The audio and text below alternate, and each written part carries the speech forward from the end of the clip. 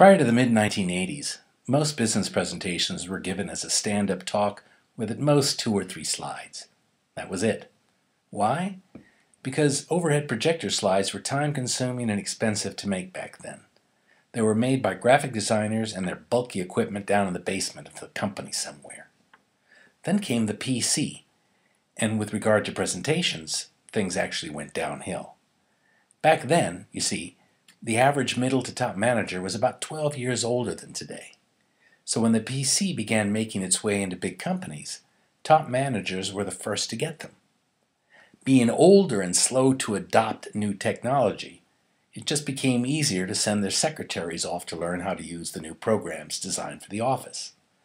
But bundled in this training package was a program designed for making business presentations, with graphic, charting, and drawing functions. Now, the ones who should have been learning this program were those graphic designers in the basement. But that's what happens when you work in a basement. You're off the radar screen. So the secretaries ended up learning those programs too. And what happened? The secretaries brought their typing, text-generating paradigm to the presentation program. Unfortunately, they weren't trained graphic artists who knew how to depict complicated stuff visually, making it easy for the audience to comprehend. Nope, that was not quite their domain. They simply typed out text, wrapped them in frames and ovals, added some color, and voila! Everything looked cool. But the damage was done. Having text on slides became the new standard. Only thing, it didn't help the audience at all.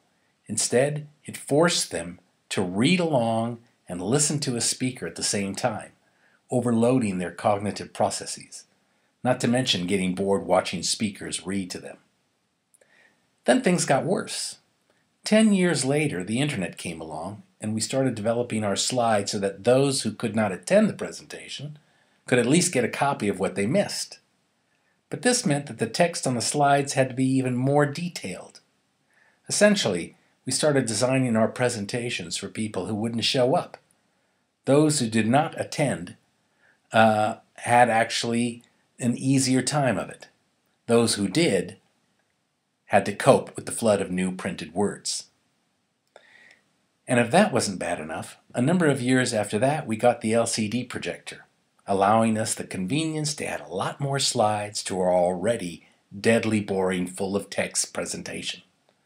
So in less than 30 years, we've evolved in business from speaking freely to an audience to a kind of PowerPoint karaoke. So what do? We say we need the documentation for our colleagues, for our customers, for our boss. The situation looks hopeless, but there is an answer.